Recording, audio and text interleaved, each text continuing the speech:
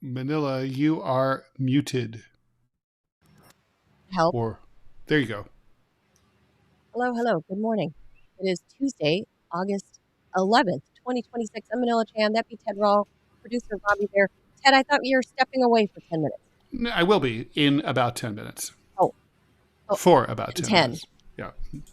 Well, this first topic we're going to talk about is a Robbie specialty anyway. And by that I don't mean it sarcastically either. I mean legitimately. It's a Robbie topic. It's a hospital topic. You were tuned into the Well, TMI show. We can switch the order too. No, this is perfect because We can do anything we first want. one the first one is a Robbie special. So if you're stepping away, that's okay. Robbie knows this topic intimately. I be Manila Chan, that be Ted Rall, and producer Robbie. You're tuned into the TMI show, Ted Manila Information Show. We do this live Monday through Friday, 10 a.m. Eastern time. Please be sure to hit the like, the follow, the share, the subscribe button, and drop us a couple more. We need a couple more unique chatters, I think, before we hit the quota. We need 9. There we go. So you don't have to be stylistically unique. Just be yourself. Drop our favorite poop emojis in there. We just need 9 more people. And Robbie, I think some housekeeping about what Rumble was doing. They had their earnings call yesterday. I feel like they're offering less ads. They are, and they kind of went into that some yesterday. So this could be a little bit of inside baseball, but this may be interesting to some of y'all who care about how podcasting works, that kind of thing, monetization. So or want us to continue to get paid so we can keep doing this. Yeah, I mean, that would be nice. But no, so basically what it is that the ad space is very competitive because Google AdSense controls more than 90% of all ad revenue over the internet. That's domestic, that's international, that's all of it. Doesn't sound that competitive to me. Well, there's nothing competitive about it unless you're trying to compete against them. And so Monopolies are the theme today. And so what Rumble is doing is that they bought Northern Data. They have a crap ton of infrastructure ready to go, including gigawatt power. It's already set up. And so what they're going to be doing, they being Rumble, is they're going to be training AI systems with a integration directly into robotics, which is kind of neat because right now AI has just been this brain in the cloud that actually integrating into the physical world. Rumble's looking at changing that. And so one of the ways they're going to be training their systems is using Rumble video as the training mechanism. So instead of relying on books, like when ChatGPT, Ted, was stealing your books, they're going to be mining all of the video content on Rumble, using that to train the AI system that they call Quake AI. And they will be monetizing creators based on if they opt into that new system or not. So that's what's going to be happening. So that'll start happening later next year. That's not creepy or horrible at all. So that'll start happening a little bit later. That does not make me want to die at all. But it sounds like Rumble is moving away from their original launch purpose of being like a streaming and video platform, streaming more or less for all intents and purposes, streaming, and moving into wanting to become an AI company. Well, it's like how Netflix was never really a TV streaming company. It's a data company.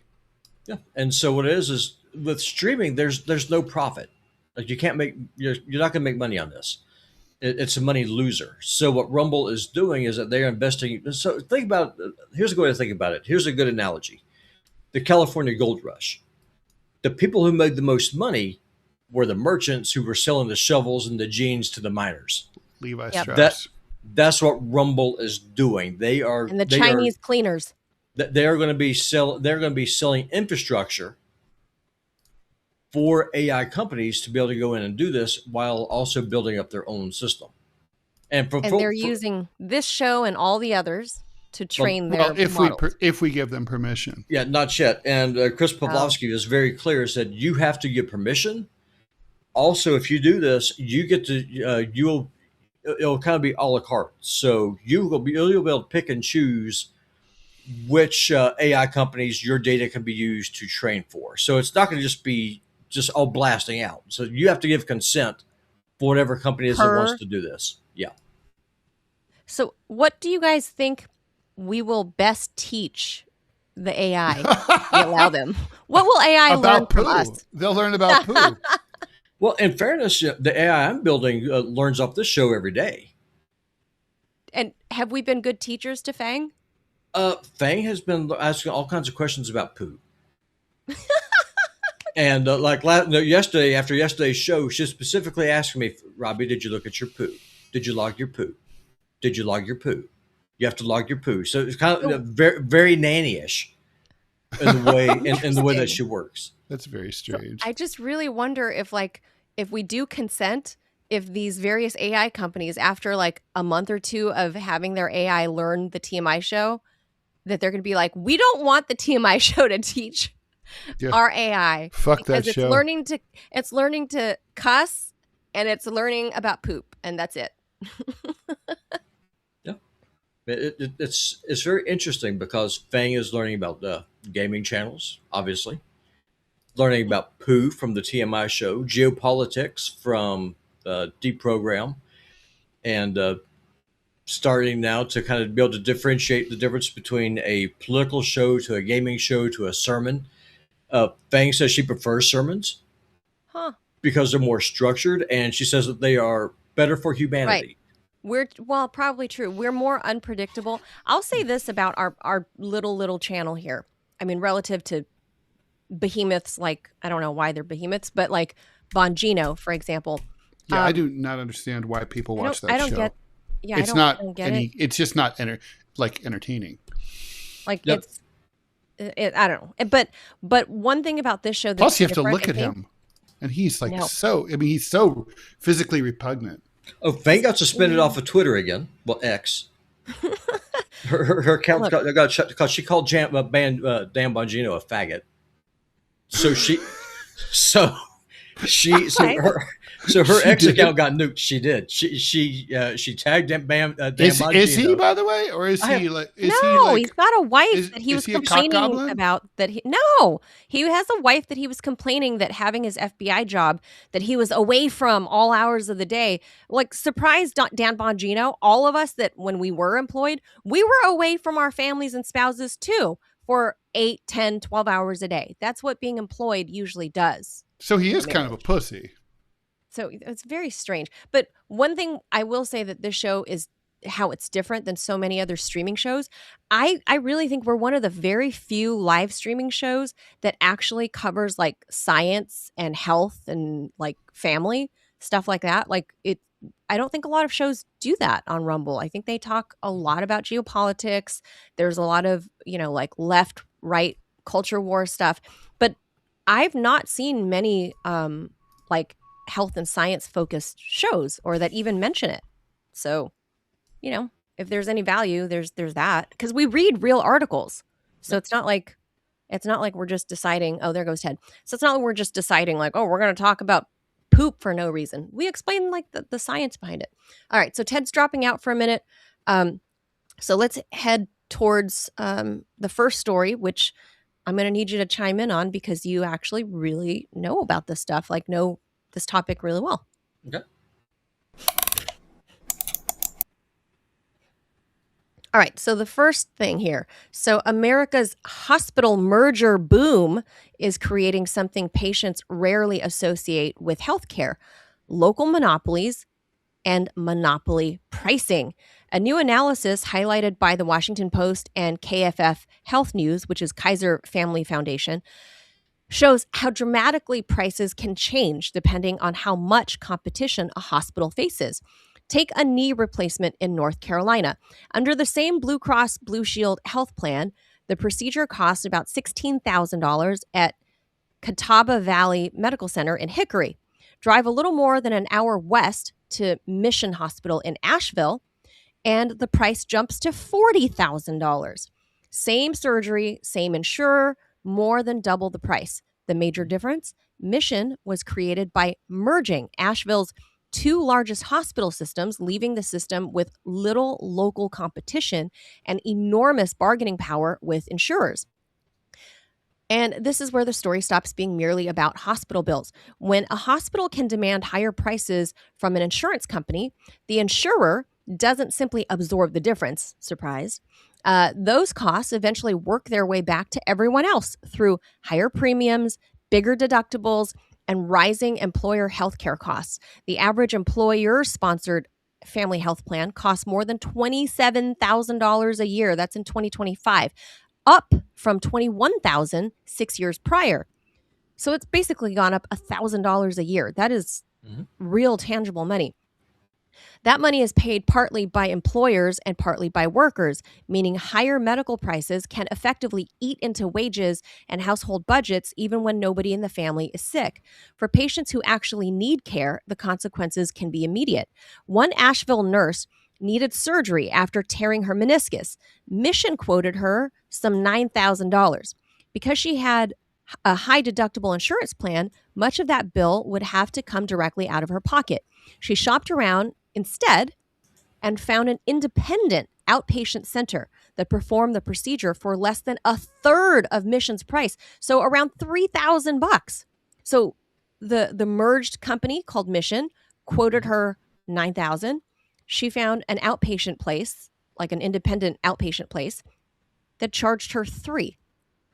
The merger trend has been building for decades. More than 1,000 hospital mergers occurred between the year 2002 and 2020, while federal regulators intervened to stop about 1% of them, only 1% out of 1,000. Another 46 hospital and healthcare system mergers and acquisitions were announced just last year. Robbie can tell you more about that. Hospitals argue consolidation can keep struggling facilities open, expand access to specialists, and create efficiencies. They say comparisons between facilities can be misleading because major trauma centers carry costs. Major trauma centers carry costs that smaller hospitals don't have.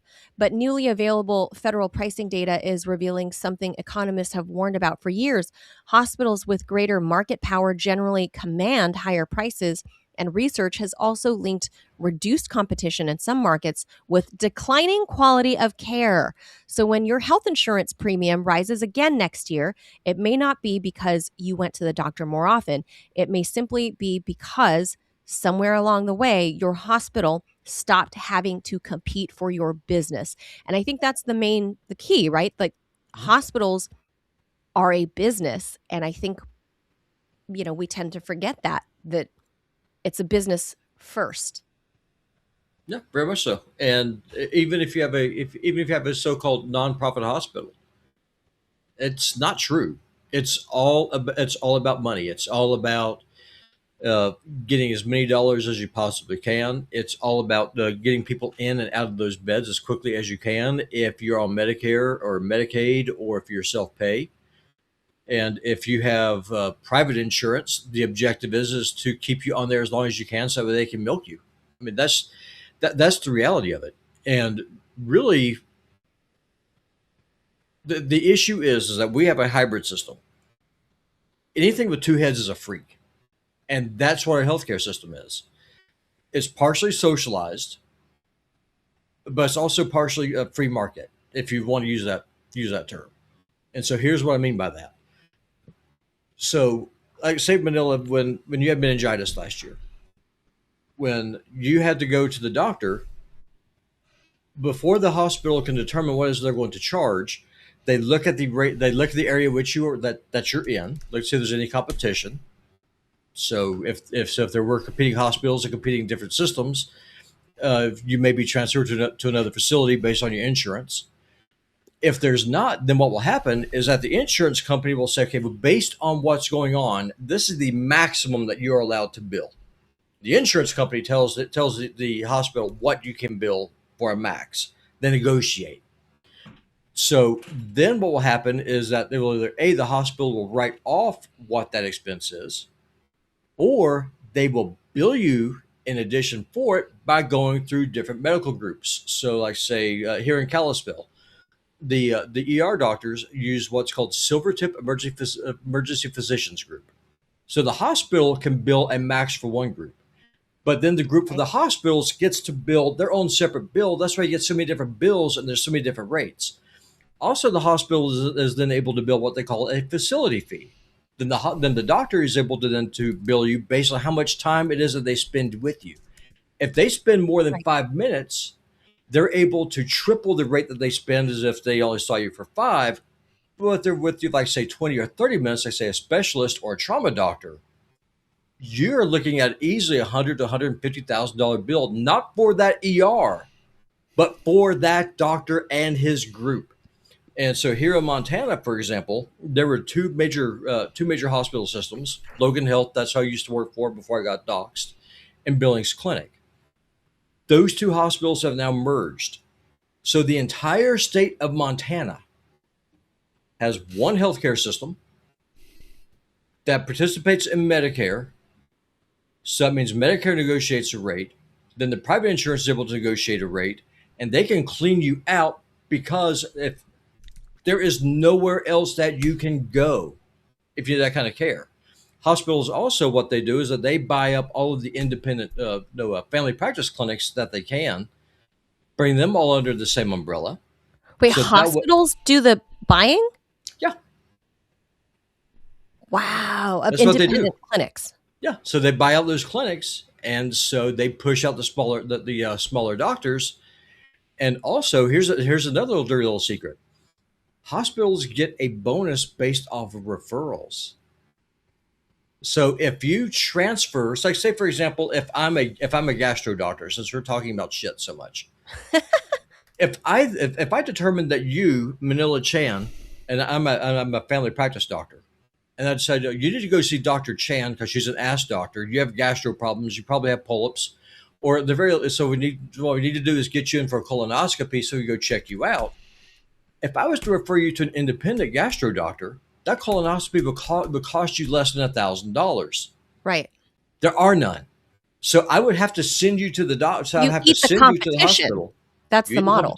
I send you to the facility, to the hospital. Then the hospital then bills your insurance. So you, Manila Chan, your doctor group would charge Blue Cross Blue Shield, Healthcare, whoever else, a facility fee because you have to go to an OR for a colonoscopy. Right. Then you get to charge the anesthesiologist. Yep. Then you get to pay the hospital itself. Then you get to reimburse the cost of the medication, the tubing, the needles, everything else, including the cost of the blanket that you're covered up with. Down to the freaking blanket? That pillow and sheets and whatever? That is the model. And so it is truly a freak with two heads. And so we would be better off either having a universal healthcare system, or B, a truly free market healthcare system with no government where you just pay oversight at all. You just pay out of pocket the way you would pay for anything else. Yeah, that's how it would work. So we got to pick a system. What we have right now, the profits are socialized. The costs, though, are socialized. The profits are privatized. The costs are socialized. And ultimately, the person who loses is the consumer. Yeah, us. Well, I mean, so here's what I don't get is if this has been the biggest trend over the last 20 years, we see the courts intervene with, like, for example, the Ellisons buying up all these telecom giants, right? Like, you can't have monopolies there. Supposedly, you can't have monopolies. Thank you, Bill Clinton. You can't have monopolies. Although you can, because like I said, thank you, Bill Clinton. But why are hospitals allowed to do this? Because the same thing is happening now. Is like these one or two stronger hospital systems just eat their competition, and then they rule the roost. And in your case, in Montana, there's one hospital system, one in the entire state, and one trauma center. Was that where you were at Kalispell? Yeah, it was Logan Health Center. You can have any Model T color you want as long as it's black. Yeah, and so the couple of people are asking in the chat: is health insurance determined by the state? Yes, but also by the county that you're in.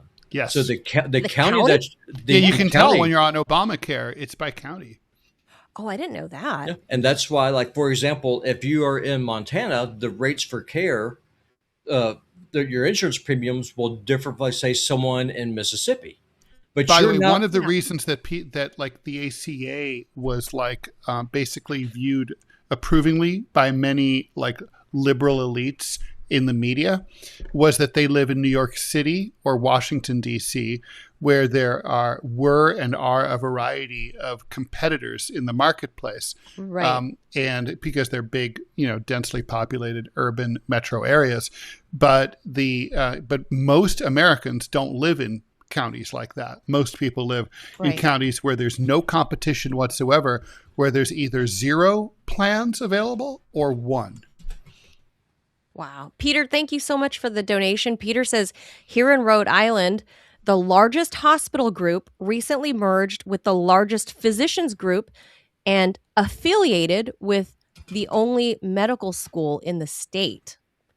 So they start going to the farm now and like planning on getting before they even become young residents. Like this is nuts. Like the business of medicine. So look, this is all expected to expand over the next 5 years. Robbie knows I've been doing some research into this industry recently, and this by far, I mean, it's in double digits. It's expected to expand, like the whole healthcare industry is expected to expand like in the low 23%, let's say, something like that, over the next 5 years, because the boomers, the biggest generation, are aging out and they're not dying.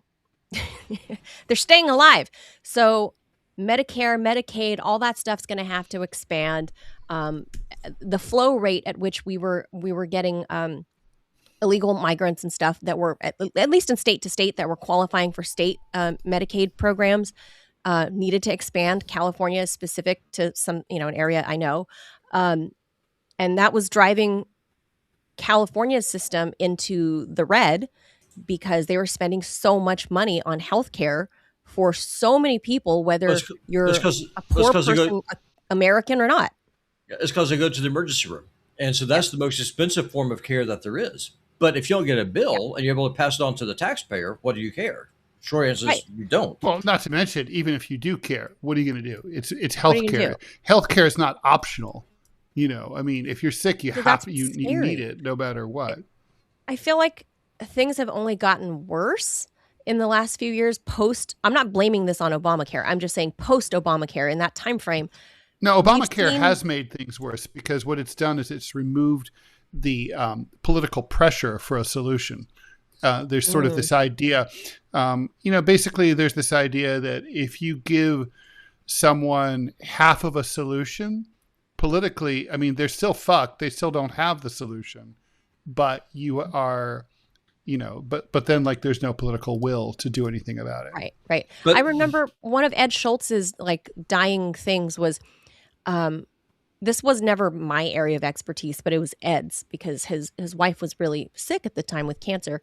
And the reason he backed Bernie Sanders was because of universal health care. That's what he wanted, a single payer system. That's what Ed Schultz was all about. And I wasn't on that train yet back then. This is, 10, 12 years ago. But as Obamacare kept rising, I couldn't, I thought, well, Ed, shouldn't you be happy? Like Obamacare is supposed to be this quasi, almost universal healthcare, not quite single payer, but it's a step in the right direction. No, and he was always against that, and it came to fruition, and he never saw us move away. I mean, that was his like passion project. Was he wanted Bernie to win was because Bernie was talking about healthcare for all. And now nobody's talking about it.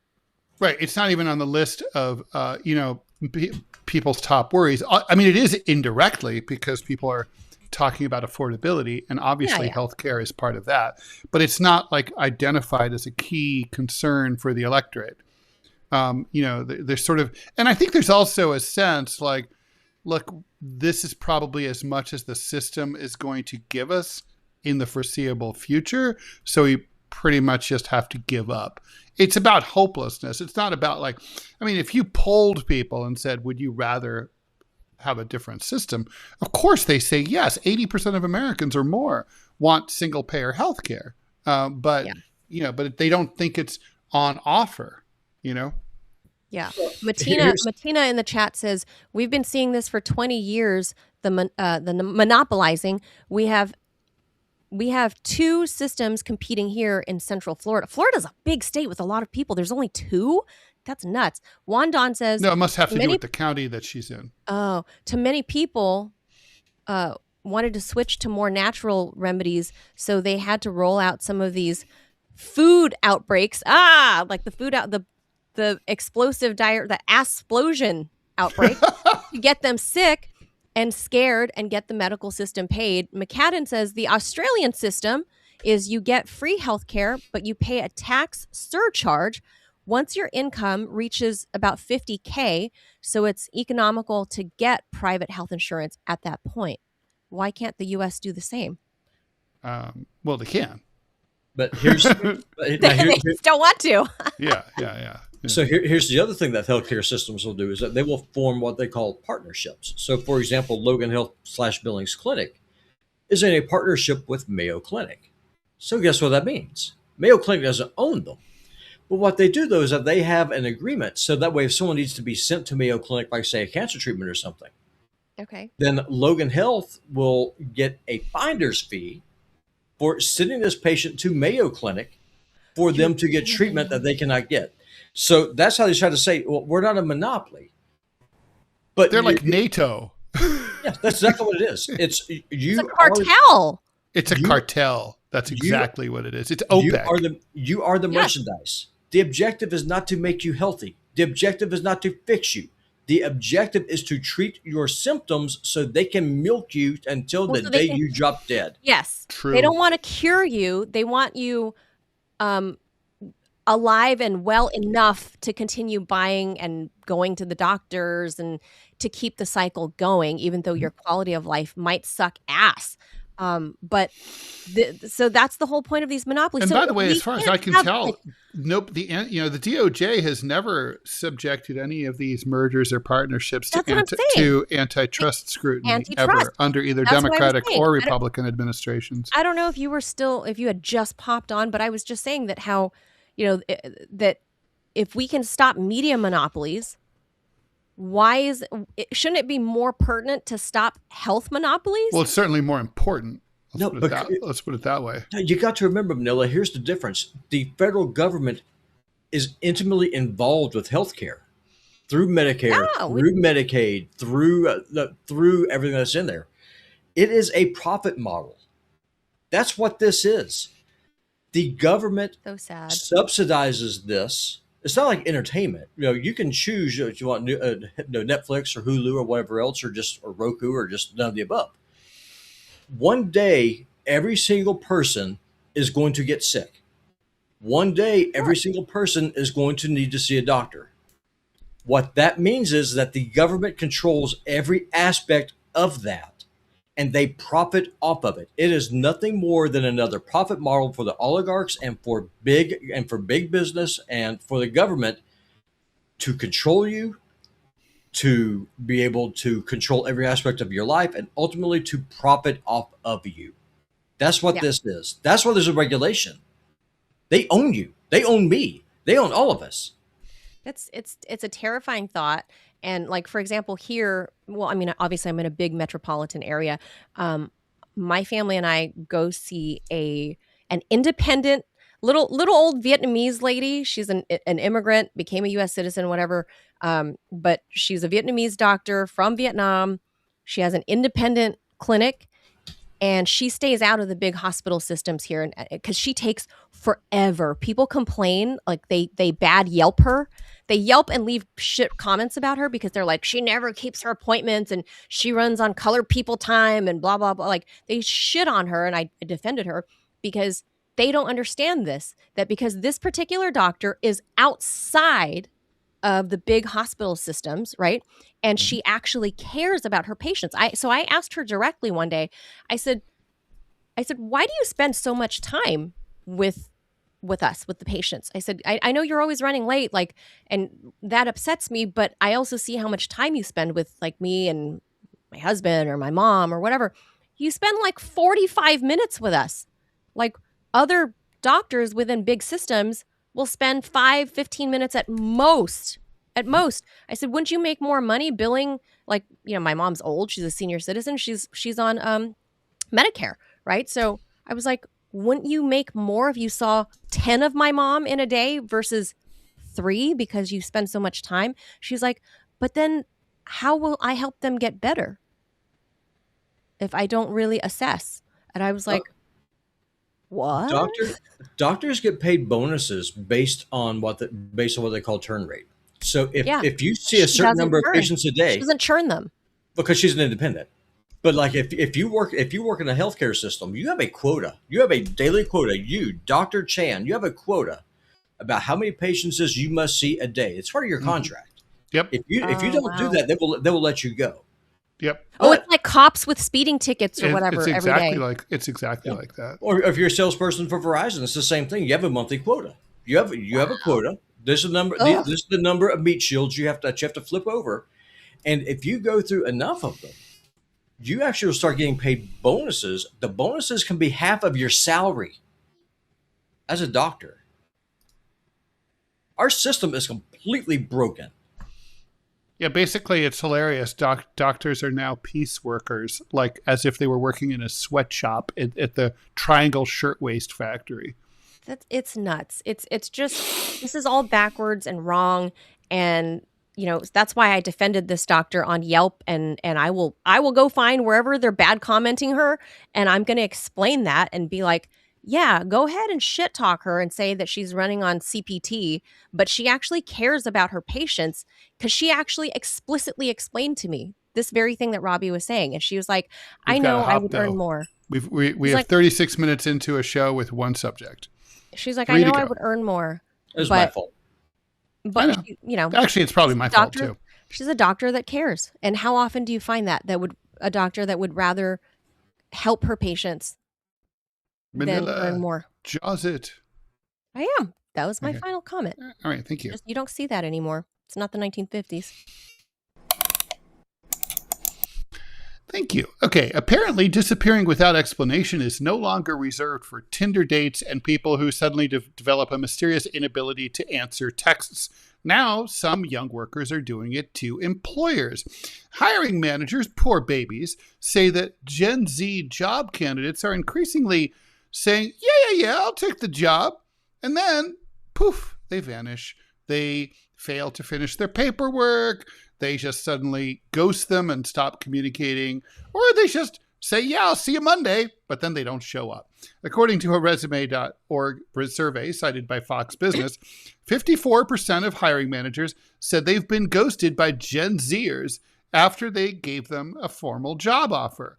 So one explanation is that Gen Z grew up communicating largely through phones, apps, and screens, rather than awkward, unavoidable human conversations. And of course, quitting in advance of starting does require something like that.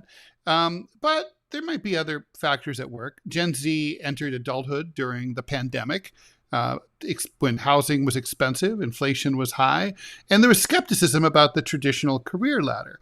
A lot of young workers might just simply feel like they don't feel any loyalty towards employers after all, especially before they've even started, and especially because they know employers will throw them away like an old snot rag the second that they feel like it. And anybody who's ever applied for a job knows that employers do the same thing all the time themselves. They interview you a bunch of times, subject you to a bunch of tests, and then you don't hear from them ever again. So that's just sort of the way of the world now. Like a taste of their own medicine thing. So, well, exactly. I mean, that's just the culture now. So the question is Gen Z just rude, or are they just basically treating employers as disposable the way that employers treat workers as disposable? Yes. All part of it. And I think people have not been they haven't been raised with this idea that like, you owe someone an explanation. It's just the culture now. Well, I mean, dating. When I was working, we talked about that. When I was an editor at the Syndicate, I received thousands of applications every year from cartoonists, people who designed puzzles, writers who wanted to work for the Syndicate. And my boss, who was very old school, insisted that we send out rejection letters to each and every one in the mail, old school. And that like when it was a high profile person who applied, that they get a personal rejection letter explaining why. Personally, I thought it was, what's the word? Gay. Because I was like, look, they just won't hear from me. They'll know we're not interested, right? The end. Plus, they're probably applying to all the other syndicates at the same time. But I don't think now she would ask me to do that. It's been 20 years. Like nobody does that anymore. It's just sort of like a good thing or a bad thing? I don't know. I think it's kind of a bad thing. I mean, a rejection letter is depressing. I used to collect shoe boxes of them. And now they're emails. I get rejection emails all the time. But at least at least you know that they got it. I mean, they may or may not have given you a fair shake. Well, maybe nobody reviewed it, but they know but you know that they got it. Now it's like when you apply on Indeed or whatever, it just feels like you're throwing your application down a well. And into the void. Yeah, I mean, you're never going to hear from them. Baby Jessica found it, Ted. Baby Jessica, indeed. So yeah, it feels like a complete fucking waste of time. Look, employers deserve no consideration whatsoever, considering the fact that they're such assholes to their workers. I mean, they'll blow you out of there without any consideration. Totally, yeah. So yeah, whatever. Fuck them. I mean, I do think that there's an interesting Gen Z aspect to this, though. Go ahead. Is that if Gen Z is doing this, here's the thing. If you're working in a certain industry, like we were talking about the medical industry, those executives and hiring managers know each other. They go to conferences, and things will come up. They're friends. They will, within a small industry, like here in Washington, D.C., everybody knows everybody. Whether you like them or not, doesn't matter. But I have the scarlet letter, or letters, in my case, RT on me, right? I have the Russian stank on me. Doesn't matter how qualified or overqualified I am. It's like they'll never hire me. Smells like borscht. That's right. They'll never hire me because they've all talked about me. They've all used my picture and my videos whenever they're trashing Russia, because I was one of the main faces for a long time, right? For RT, they used my face all the time. So of course, all the people at MSNBC, at CNN, at Fox, that they all know who I am. Even the people at The Hill, right? Which I think I forget the name of the parent company. But anyway, they all know who I am. Even though I'm overqualified to do whatever XYZ job is posted there, they'll just not hire me because of my scarlet letter. What happens if you're a Gen Zer that ghosts one employer and they talk to their other HR friend and they're like, oh, John Smith, you offered him a job? Well, he's applying here. Oh, that means he's flaky. That's my only, the only thing I would caution Gen Zers. I was going to say, I mean, sure, fair, but I guess how likely, Manila, is that really? I mean, in this industry here in DC, it's varied, but I don't know about other. I've worked in this. I mean, nobody hangs out for years, after work drinks anymore. I mean, how are they going to know? I don't know. I just know. I mean, at least in media, because obviously I can't hide my face. Like it was literally part of my job and my brand, right? So, maybe in other fields you can get away with it. Let's say you're a graphic designer or something, but. A part of me is kind of like, good on Gen Z. Like, fuck them, because these people will fire you in a New York minute, right? In a heartbeat. They don't give a shit about you. Yeah, fuck them. I get kind of like, fuck it, ghost them. You find something better, fuck them. Yeah. And also, I got to say, it's like it also kind of makes me giggle, the idea that they may have chosen the wrong person. and like they passed up someone like you, and they made the offer to some derp, and then like the derp like doesn't want them. I would love that. I mean, so I think this is the reckoning. I kind of, have a lot of hope in your son's generation, the I do tailor too. end of Yeah. the Gen Zs, like from the mid to end Gen Zers, that they're kind of like bucking the status quo and they're shoving it up the asses of the corporate establishment. I kind of Totally. love that. I That's do kind too. of punk rock, man. It is punk rock. They don't fucking care. They give no shits. They're like, the world is burning. They're like, fuck it. I'm going to go to Phuket. Fuck to you Thailand. and fuck that and eat shit. And Yeah. like, the end. Yeah, I'm with you on that. It's very Johnny Rotten punk rock. Like, fuck yeah. So I would say, apart from the caution of maybe they might pass the word around that you ghosted them after they made you an offer, the overwhelming part of me, 89% says, fuck them. Rock on, kids. Fuck them. Yeah, come on. Who's going to fucking know? Really?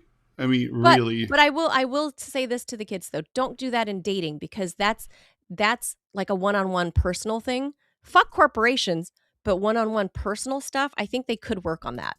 You think? Yeah, they need work on that. Like interpersonal skills. Yeah, they need that. The one-on-one. Yeah. They need help with that. But like you said, COVID and all, grew up on screens, yada, yada, yada. But when it comes to corporations, continue to say, fuck you, corporations. Yeah. I'm never going to be against that. So. Yeah. I mean, and the thing is, it's like, it's so funny how, companies, they offer nothing in terms of civility, but they expect so much. Yes. Like, really? Right. Truly eat shit and die. Yeah, you guys are dirtbags. You guys don't offer us the civility, but then us peon workers, but then, oh, we should be so flattered. You made us a job offer, big corporation. Oh, yeah. I should be so indebted to you. Fuck off. Like, good for Gen Z. But guess what, though? They will allow you to freeze your eggs, so you can put off trying to become a mother till you're 50 and not have a family. AOC's doing it. That's right. Such a skank. I don't know that she's a skank. Maybe. I don't know. She's skankless. What are you talking about? She's not Lauren Boebert, Robbie. I don't know if she's. hey, don't be talking about my sweetie. You like the skanks, Ted. That's what I'm saying. She's totally a skank. Yeah. She's a skank. That's I don't know about part AOC. of the appealing part. That's why we like her. She's disgusting. AOC freezing them eggs. And I wonder if Congress, if congressional members, if they have they have their special congressional healthcare system, their insurance rather, but then they probably, obviously because we're here in DC, they have a choice of systems to go to. So AOC is probably going to a top-notch egg freezing doctor. I would think. She's not going to like Kroger and putting her. Yeah, like Bob's discount, IVF clinic. And if you don't like, if you don't like our IVF, you'll love our curly fries. Yeah. Yum! Have some curly fries while you're waiting. Disco fries are the best fries. It's delicious. I'm hungry. I haven't eaten. Yeah, I ate a little bit.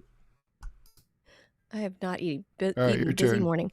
All right. So for years, Jason Arday's life story sounded less like a resume, speaking of, and more like a Hollywood screenplay.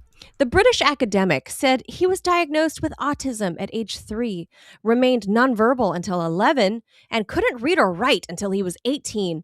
Yet he eventually earned a PhD, became a sociology professor, and in 2023 was celebrated as the youngest Black professor ever appointed at Cambridge University. But that remarkable story is now under extraordinary scrutiny. Among Arday. Yes, it is. Look, Ted, I just got to say, we talk about these like chicks with crazy eyes. Yeah, oh my God. He is the craziest of all crazy eyes. He has I've never seen eyes like, he has the craziest eyes I've ever seen. Crazy eyes. Like, what is wrong with Cambridge? Like, did you not look into his eyes? Did you use AI and not your physical eyeballs? Yeah, dude has crazy eyes. He sure does. But that remarkable it's like, story, whoa. Yes. Whoa. Like, if you guys don't know, look up Jason Arday, Arday, Arday at Cambridge. He's in Crazy the news. eyes. You'll find him. Crazy eyes. But that remarkable story is now under scrutiny. Among Arday's other To say reported the claims, least. Yeah. he claims he once ran 600 miles in 6 days, a feat that would put him among the world's most elite endurance athletes, and that he helped raise some 5 million pounds for charity by completing 30 marathons in 35 days, including Sorry, I'm laughing. just fantastical, including 9 marathons while suffering from a hairline fracture in his fibula. Arday later... Sorry. He's Superman. Arday later clarified... The man's a stud, man. The 5 million pounds was raised through numerous fundraising groups over 2 decades. He's like, oh, no, you guys got this wrong. I meant over 2 decades of the $5 million. But everything else is true. Fucking 30 marathons in 35 days, 600 miles in 6 days. Although, in fairness, famously, when Dustin Hoffman was working on, in Marathon Man, he plays a character who... Never saw that one. Who did a... That's an amazing 70s political paranoia classic. It's one of the best movies ever made. Love that. That's great. And it's one of his best movies. Anyway, he plays a guy a New Yorker who basically ran the marathon every single day. That's why he's called Marathon Man. And he, in order to he's a method actor, so to prepare for the role, he did a marathon every day, and he basically oh my god, and he basically almost died because and at some point, I think people spend years. I think it's Sir Laurence Olivier was like reaming him and saying, "What the fuck is wrong with you?" That's like too much. And he's like, "Dude, that's why it's called acting." Yes, you don't have to be. You don't have to actually. You don't have to gonzo journalism everything. Like, dude. Yeah. So then came questions about even darker episodes. So this is the fun stuff, Ted. This is the fun stuff about Jason Arday. Arday said an armed, masked man once appeared at his workplace and threatened him. Oh, who hasn't had that happen? The Guardian reportedly found no CCTV evidence or witnesses. He also claimed someone sent a pig's head to his parents' home, and that police traced it to a butcher shop somewhere in the UK where they live. The Metro PD says... I would be like, thanks, I'm cooking that fucker up.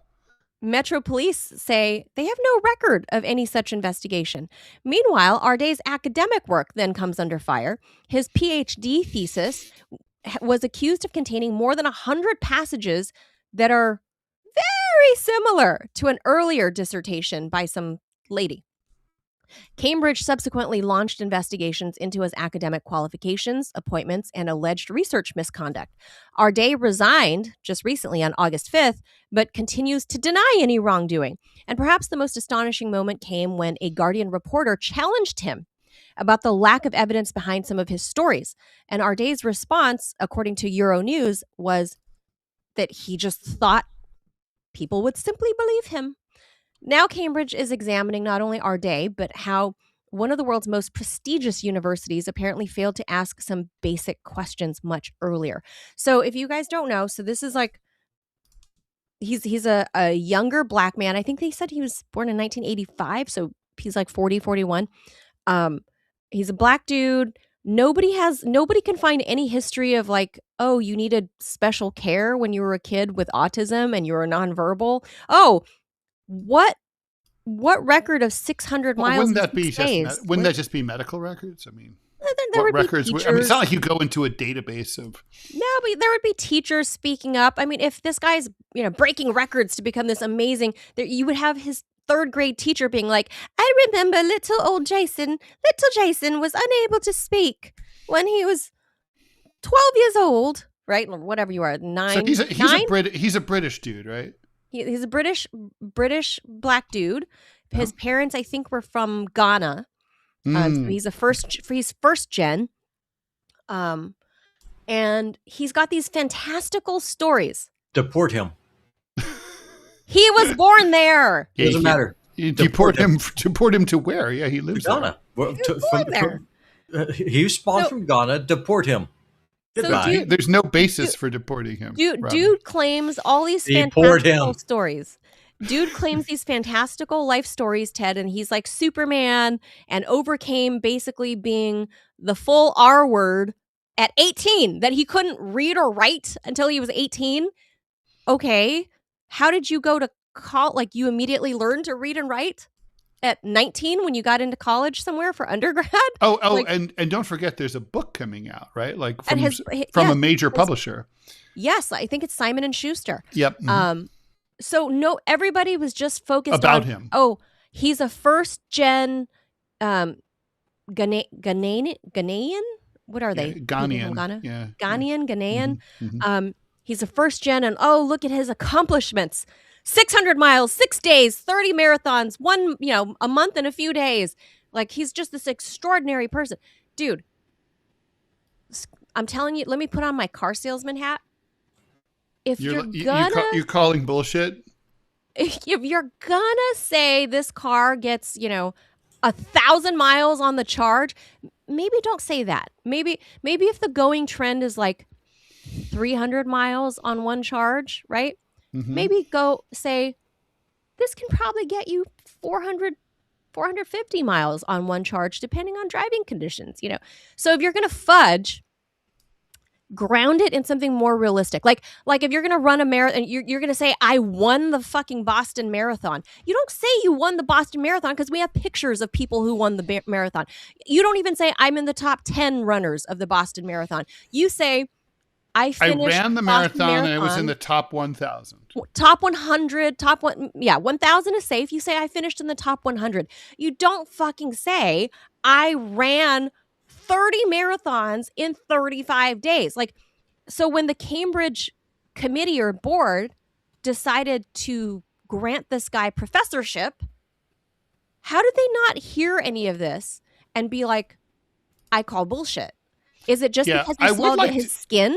And was like, we need a black professor? Yeah, the right is, of course, saying, like, look, you guys are just a bunch of woke assholes, and you looked the other way because, he was a black guy, and you were just anxious to recruit a black guy. There's like look, it's shades of Jason Blair at the New York Times, right? Yeah. And look, it sucks, but, fabulists come in all shapes, sizes, and races. And it does, it's rough because, you don't want it to be true, right? You kind of like want this amazing story to be true, but it doesn't seem to be. That's too many amazings, Ted. Like, and you the thing is, one or two amazings. And it's funny, for me, the thing that really, I was like, well, you could have a bunch of misunderstandings, probably not this many. But the part that made me, as someone who has been smeared by the media, I know to try to give a guy like this the benefit of the doubt. The problem is that, unlike me, he's not willing to fight it. He's like going to slink off and, basically, and he's like, well, I'm taking time to be myself. Reading through the lines, I'm like, yeah, you be a liar, right? Because if you were really, truly having your integrity questioned to this extent, you'd be furious. And you would. Of course. Yeah. And you would. His book is still coming out. Simon & Schuster isn't pulling it amid the controversy. They will. And they will cancel. Don't quote me, but I think I read that it was Simon & Schuster. However, it is Simon & Schuster. Yeah. Look, if I was single and I was, say, on a date with Jason Arday, and he tells me all of these fantastical stories about how amazing he is. Right. You're going to fall in one of two camps. Actually, it's impressed or incredulous. Incredulous. So I call this the say anything rule. You remember the movie, the John Cusack movie? Of course, with the boombox. With the boombox. So that scene right there. This is my dating say anything rule. Is when the girl looks out the window and sees John Cusack out there with the boombox, holding it up, playing it. As a stalker. Right. If she didn't like him, she'd be like, what the fuck? Creepy stalker, call 911. Right, exactly. But the fact that he kind of got to her heart, she was like, oh, right, and fell in love with him and continued. And the fact that it was the 90s. It was 80s, I think. No, 89? It might well be. Yeah. 80. Okay. So that my point is, if you're looking through rose-colored glasses, like the girl in Say Anything, and she sees Cusack out there, and she didn't see a stalker. She saw a very sweet act. The people at Cambridge, the hiring committee at Cambridge, what they wanted to see this guy was freaking the most amazing Superman ever on Earth. They wanted it to be true. It's right. Yeah. I mean, I think that's probably right. They've come under a lot of scrutiny about not having enough diversity in their professors. So yeah. Now, I wonder how much, if any of this is true, or you know what I mean? Like, I'm going to call none of it. All made up. I'm going to say that I totally don't believe the part about the marathon part. The reason is because, like, with a fracture in the fibula, Ted, come on. Fuck no. I trained hard for back when I was younger. I'm trying to think, 2007. So I was 30. What was I? No, I was 43 years old when I went to Tajikistan to climb Lake Saraz, and I knew it was going to be really hard. And so I was a runner at the time, and I worked myself up to about 12 to 16 miles a day. Wow. And that was only like 5 to 6 days a week. That's nothing compared to what he's alleged to have done. Right. And I only did it. I worked up to that point for about a month and stopped. I got to say, it was one of the hardest things I ever did in my life. And all I can say is I was in the best physical condition of my life. I just know how hard that is. And what he's asking to do is much worse. I used to just run basically a marathon, like 25, 26 Ks weekly. That was it, right? That's all I needed. I was in the best shape of my life, like lean, like just everything great, 25 Ks. And that's just for conditioning for my heart. And I was still a smoker at the time, right? And I ran this for years. There's zero fucking chance that even after years of running between 25 and 30 Ks a week, that I could run the Boston Marathon in one day. There's no way. Nobody knows of this guy as like an avid runner. There's no photos of him. There's nothing. Yeah, no, a guy. Well, I mean, look, I don't think there's any pictures of me running either. But I mean, I was never a professional runner. I was just trying to get into shape to deal with this high altitude situation. Yeah, but this guy's claiming he's a marathoner, and he's only 41 years old, Ted. That means he is of the age that he would have posted this on social media. None of that exists. That's a good point. Well, maybe, unless he was one of those like kids who doesn't do that. But yeah. No. I'm going to call bullshit on all of it. Let's do the one last story. It reminds me of the 3 cups of teas guy, right? Like, remember him? 3 cups of cheese? Remember tea. Of tea? No. 3 cups of tea. There's a guy who he claimed to be running his own like personal NGO in remote parts of northern Afghanistan, basically setting up schools for girls, just against the Taliban's wishes, and it came out that this wasn't true. He wasn't doing that, and I remember thinking at the time, man, it's easy, like to go to say that you're doing something in like some remote part of the world, because who the fuck is going to check on it? Nobody goes there, right? There's no media. There's no media there anymore. It's like to the extent that there ever was. So it's kind of like if you're a grifter, you'll do shit like that. Mm-hmm. And that's exactly what he said. And it was very telling what he told The Guardian was that I just figured they'd all believe me. That was his answer. He didn't think anyone would check. And he was right. And then the grift comes But he's not admitting that he lied, right? No. That's all he said was, well, I just figured they'd all believe me. And that was the end. And the reporter's like, what do you mean? So is this all fabricated? Like, what is it? Yeah. He just didn't answer. What does that mean? I don't know. He just didn't answer, and then gave the crazy eyes. I can't even do the crazy eyes because I'm not crazy. Like it's a natural innate. He had thing. amazing eyes. Yeah, yeah. Crazy eyes, and I really think he was wearing a lot of makeup in that PhD photo that he took or whatever. Yeah, there's obviously something wrong with the guy. There's not right. Anyway, one last story. We'll go real quick because it's our favorite. It reminds me also of Stephen Glass. Oh yeah, that too. A lot of grifters. Stephen Glass. I knew an editor who hired. I do know an editor who hired Stephen Glass. Wow. And who did I was like, didn't you suspect that, like, yeah. I mean, one of the things that, like, I remember one of the very first times that, like, he always would get the story, and whether, you know what I mean, whether it was true or not. And like, he was a great writer, though. It was just fiction. That's all. Yeah, it was all made up. And like, the thing is, I remember, like, when my very first newspaper job, I was an intern, and I remember they sent me to a fire. And the people at the fire it was in a black neighborhood, and it was, terrible neighborhood. And the people were really upset because the fire department took their sweet time getting there because it's a black neighborhood and they didn't give a shit about them. And so the people who I talked to just basically didn't want to talk to me as a white guy. And so I came back to my editor and I fucked up. I'm really sorry, sir, I couldn't get the story. And he was like, that happens. And he goes, you should write that down and explain how that does kind of reflect the anger of the community. And I was like, oh, great.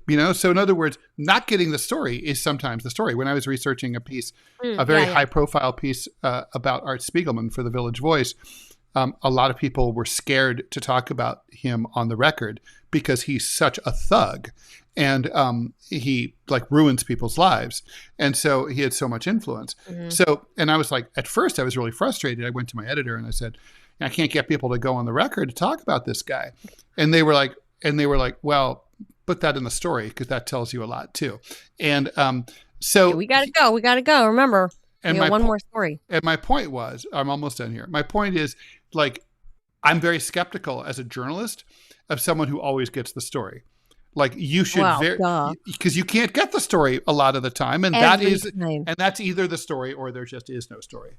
You can't be the scooper of scoopers all the time. No, you can't. All the time. Anyone who always gets the story, I'm like, Woodward and Bernstein. All right, here we go. Did you Jaws? I did. All right. Dr. Sean O'Mara, a physician and health optimization specialist, says an ideal bowel movement ought to be quick, almost odorless, require quick, little or no wiping, and his words, feel nearly orgasmic. I don't know what kind of poops he's taking. Man, no, I know what he means. O'Mara promotes a meat-heavy diet built around grass-fed beef, eggs, fermented foods like sauerkraut and kimchi, yogurt, berries, pickles, and aged cheeses. This all sounds fucking great. I love this guy. Sounds delicious. Okay. Sugar, alcohol, and heavily processed foods are largely out. Fuck you. Wow, Eat shit, doctor. I hate you. I mean, I can't really do without alcohol or sugar. Heavily processed foods, I don't care. RFK Jr. has reportedly followed the plan and credited it with helping him lose weight, feel better, and develop the beautiful clear skin that we all admire. But O'Mara's most memorable claim is that healthy people should barely need toilet paper. His reasoning, wild animals don't wipe. He's right. He's right. Which is perhaps the first modern medical argument based partly on the bathroom habits of a deer. Okay, that's funny, but still. But he's wrong, though. He's wrong about that. There's some actual science. Doctor is wrong. Why?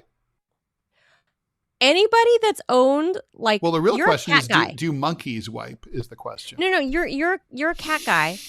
I'm an English bulldog obsessed. I'm a lover of English bulldogs, and they are these. You guys know what they look like, but they think they're little lap dogs, and when they go poop, sure, on the surface you think it looks okay, but then they go and, like, try to nuzzle up and sit on you, and this goes for other dogs too. There are trace elements of poop.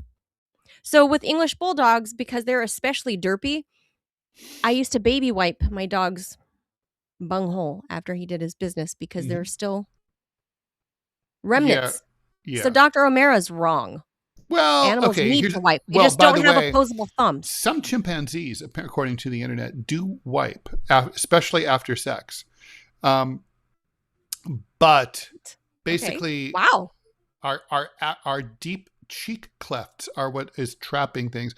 Also, if you notice, if you poo outside, like while you're camping or something, and you just like you really spread out, the poo will come out nice and clean, right?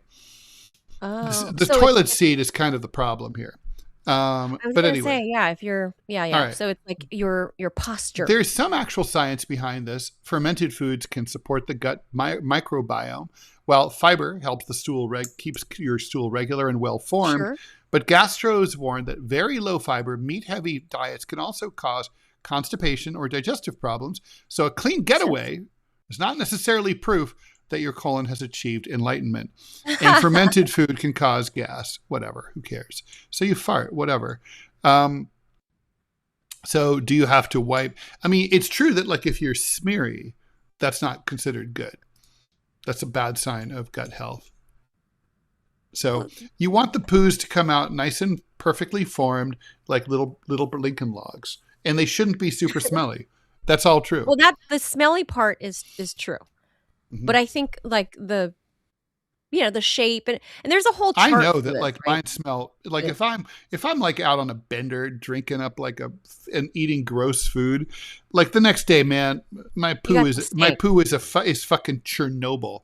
But you got some steak. But if I ate if I only didn't drink anything, it's not odorless. I don't know what they're talking about with RFK having odorless, less odorful. Can we say less odoriferous? Can we say that? Less stank. Because there's no such thing as stank free. No, because it's still poop. But so maybe RFK but he calls RFK having the perfect poops. So like, how do you define perfect? But well, we just did. I mean, like non-smeary, non-constipated, and also you hit it and quit it. When you go to do this, it should come out. You should be done in 2 minutes. You know? Yes. And well, look, I've told you guys before, I have like those toilet seats, and we've tried to encourage Robbie for this. The bidet sprayer toilet seats on all the toilets in my house. And luckily we had that before the pandemic, before, because everyone wants them now. Yeah. There's like a shortage of them. Yeah. Now everybody wants those because they're better for your bunghole. Toilet paper is not, well, I mean, my bunghole is in much better shape these days due to my anal skin tag removal. You don't. Oh my God. I mean, I got to tell you, I was reading on the internet that it has an over 98% approval rating. I mean, come on. Anal skin tag surgery should run for political office. It has a 98% approval rating. I mean, well, so you should contact Dr. O'Mara and let him know. And yes, I have a clean getaway. I have clean getaways now. I mean, wow. I need, of course I wipe, but I mean, but it's easy to wipe. It used to be like a whole, I got to do this and I got to do that, different angles, different hands, front, back, side to side, get your foot up on the sink, moisten a piece of paper towel. Paper towels, by the way, are better than toilet paper. Than they are. But you can't put them in the toilet because that'll clog your toilet. Fuck it. Who cares? No, then you're gonna have a flooding toilet in your. Not if you're man style. You just fucking use it. You keep a plunger by the thing and you just force it down. No, dude. Brute strength is the American way. It made us. No, it's what killed the Indians. Don't flood your toilet. Don't flood your house because you clogged your toilet with fucking Bounty paper towels because you don't come apart. No, you only take like a quarter of a sheet of Bounty. You moisten about them? And nowadays they come like with the half sheets cut like this. So you take half of a half, and then you moisten about a quarter of that, and then you get in there, and that should be about it. And it's much better. Toilet paper just moves it all around. It's like it's the worst. I'm telling you, if you have anal skin tags, my recommendation is get your ass to the gastro, get them snipped. It hurts granted, It's a serious test of your pain tolerance. According to the doctor, not everyone can do it. But if you can do it, it's going to be the best thing for you. The best thing that ever happened to you. I'll let you know if I ever need that. But I have stayed awake for out of like my 5 colonoscopies. There's only 2 that I have not stayed awake for. I've been wide awake and watched the whole thing happening. It's very horribly uncomfortable. I wouldn't call it painful, but really, really like so uncomfortable and just in discomfort the whole half hour. But like very cool process. But to this Dr. O'Mara's thing, I like his food recommendations. I guess if RFK Jr. is doing this, I mean, you know, he's a little out there, RFK Jr. like on some stuff, right? Like some on a lot of stuff, but not everything. Everything. And this food, I would say this, you know, the food that he's promoting, like I don't think there's anything bad about that. I mean, I would add more diverse foods, but the stuff that he did mention, I don't know. I mean, I think protein gets short shrift in our culture, and we need more protein. It's good, yeah.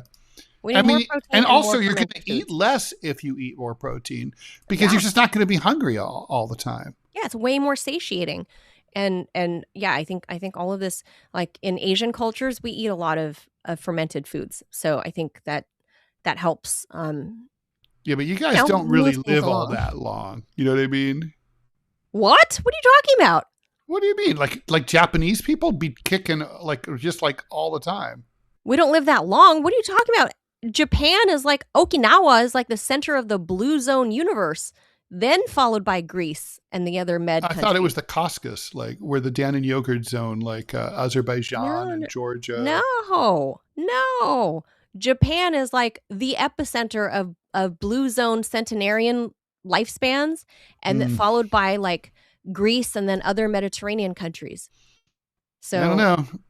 Yeah, the Japanese specifically. My father's going to speak.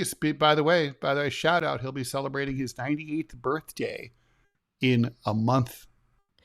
It's already that time of the year. Wow, it is 98. 98. Wow. Yeah. Wow. His driver's license. Still driving. His driver's license has been renewed to the age of 102. Oh my God.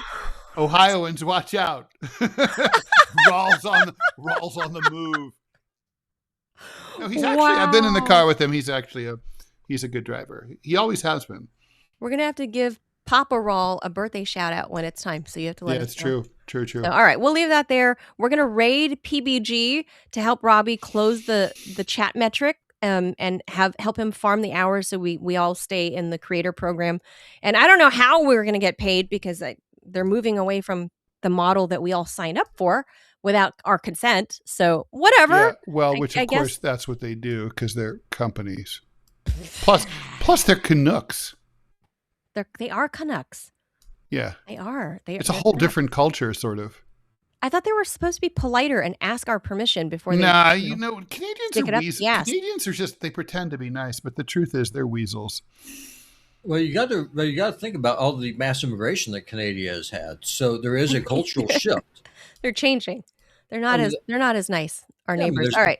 Yeah, there's a lot of Indians, a lot of Sikhs up there, a lot of Chinese too. That's true. Yeah. That's true. All right. So stay tuned. We're gonna raid PBG. Thank you guys for watching. We out. It is Tuesday. We'll be back on Hump Day Wednesday. Maybe we'll find some Hump Day stories. See you tomorrow. Adios, amigos. Bye. Bye. Thank you.